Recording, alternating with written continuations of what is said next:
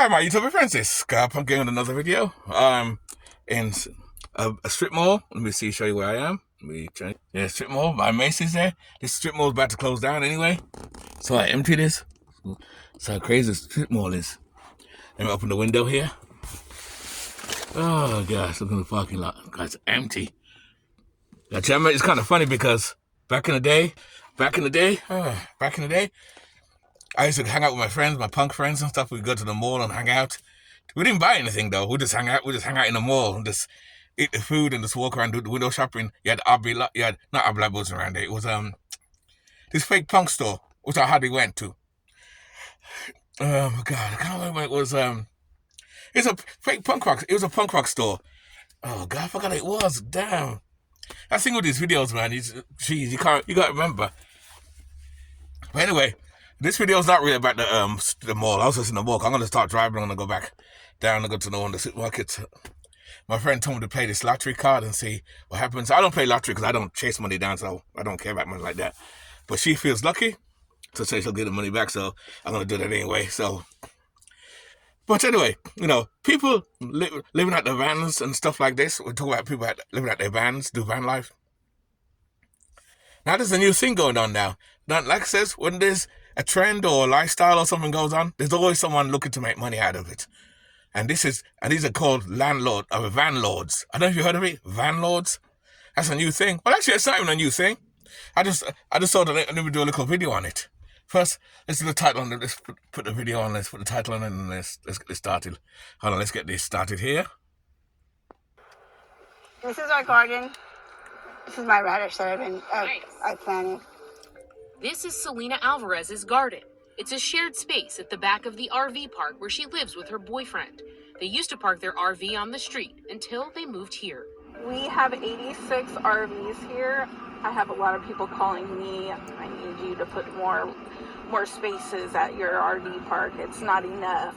Victoria Garibaldi runs the show here at the Berryessa Safe Parking Site in San Jose. I do this because I myself was homeless as well. Is this the future? I know what it's like to not have a shower, to not have food. In Santa Clara County, home to Apple, Google, and 8 of America's 50 most expensive zip codes, the number of people living in RVs full-time in the region has surged. County data shows the portion of homeless individuals sleeping in vehicles has more than doubled since the pandemic, from 18% in 2019 to 37% in 2025. These aren't adventure-seeking van lifers who opt to live in vans. These aren't real van lifers anyway. We'll talk about that in a minute. A state that's short up to 3.5 million housing units. Damn. When you stand back and look at California, you see two crises at once. You see not enough housing, and that is inflated home prices. Yeah, house prices are expensive. So I'm glad I don't live that way no more. Those days are over. And then layered on top of that, we have one of the lowest inventories of shelter available for people who become homeless. So in other words, in California, you're more likely to become homeless than almost any other state. Jeez, I'm glad I don't live in California, man. California is ridiculously high. California, Texas, Arizona, a lot of van people down there in those areas. This RV lot opened just a year ago and now is among the largest in the state of California with a full wait list. It represents one city's answers to a growing crisis of RV homelessness, in which individuals without homes live long-term in RVs. Others park their RVs on city streets, and some don't even own the RVs they're living in. Instead, they rent them from an underground market of van lords. For renters, it's one of the few options between communal shelters and the streets. But advocates say the arrangement is often exploitative, with no tenant protections, and van lords able to demand payment or threaten eviction at will. The person confides in you that this person is extorting them for a large sum of money. $500-600 a month. You're doing the same thing too. You own that park. You're doing the same shit too. This bitch is doing the same shit too. She's talking about other landlords. You're doing the same shit too. I don't let them on the site or on the property. If they are in a van lording situation, I make them a priority. I tell the case manager, look, this person is about to lose their RV, and that's all they have. CNBC spoke to one van lord and several individuals renting out RVs in varying states. Some very well kept, others falling apart. Wow. Agreed to a lot of them are junk. As the issue is how do you rent something like that to live in? Illegal. San Jose enacted a law last year to crack down on the practice of van lording, banning people from renting out RVs as housing on city streets. Here we go, van lords. God, that's ridiculous. I just show you that little piece to just get you an idea what I'm talking about. Now, would you rent a vehicle? It's kind of funny because when people do van life, I did a video I think 2 years ago on, if you search it's way down, because I've been doing YouTube for like 3 years now or 4 years, something like that anyway. And I did a video that if you choose to do van life, say live out your van, to get a feel for it, like rent a U-Haul van, put a mattress in it, and sleep in it for a couple of nights and see if you like it, and work from there, you know? And some people just go right into it, and most people are homeless when they're doing it. Oh, god damn, but renting. But that looks like a new business now, seeing. I even thought about it for a while too, because I talk about buying land. If I cannot, let's turn around here. Let's get my key and get started. Where's my keys? Let's get started.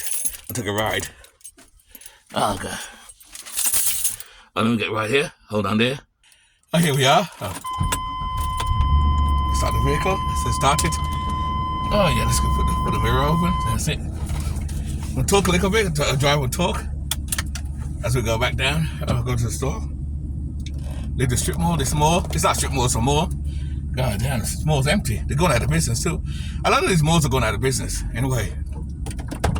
Okay, let's go. Don't need a heater on? I don't need a heater on because it's like 48 degrees right now. It's nice compared to the other day. Oh shit, how do I get out of here? Oh, let me do a U-turn. Hold on, guys. Oh. But the road over there is bad, so I'm gonna find another way out. Oh yeah. Let's go back over here. Ah, yeah. Let's go. Yeah, try you done. Try that.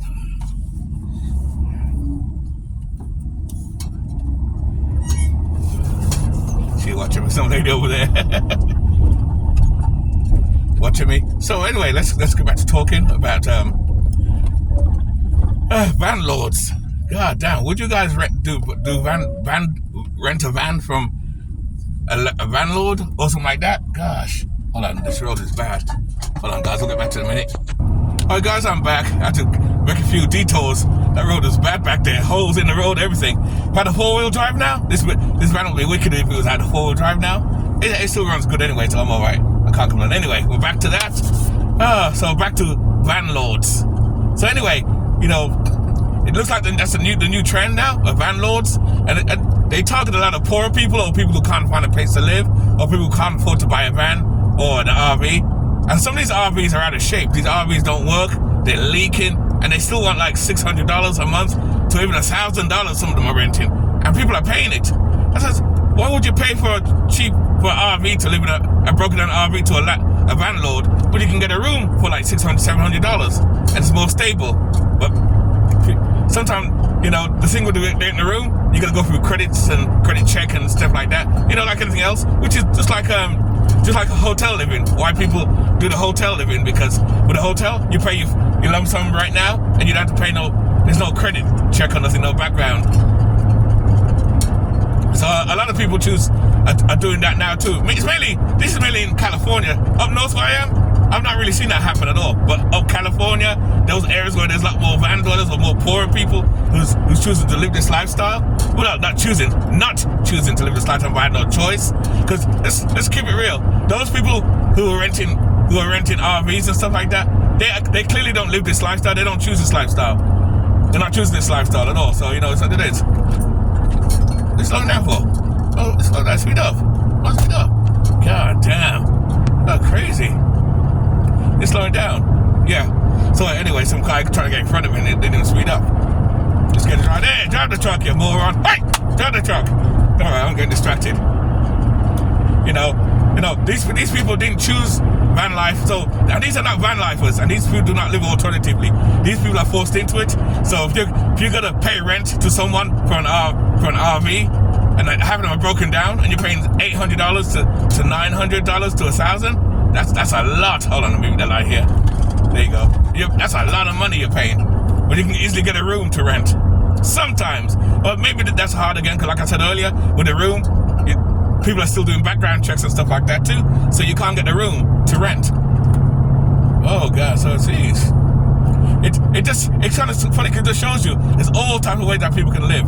All types of ways people are finding ways to live. People are coming up with all types of ideas. That video I did a while back too, with a woman who bought a train. She didn't buy a whole train. She bought a train carriage, used, and took it to a nice home. You know, that's nothing new because you got people who've been doing that for years as well. So, and I said about carriages and all type of thing. But people are finding all type of ways to live. It's crazy, man. But a landlord? Jeez. I can't see myself renting from no landlord. No landlord, anyway. It's bad enough renting from a landlord, then a landlord too. And like I said before, half these RVs are slums and roofings.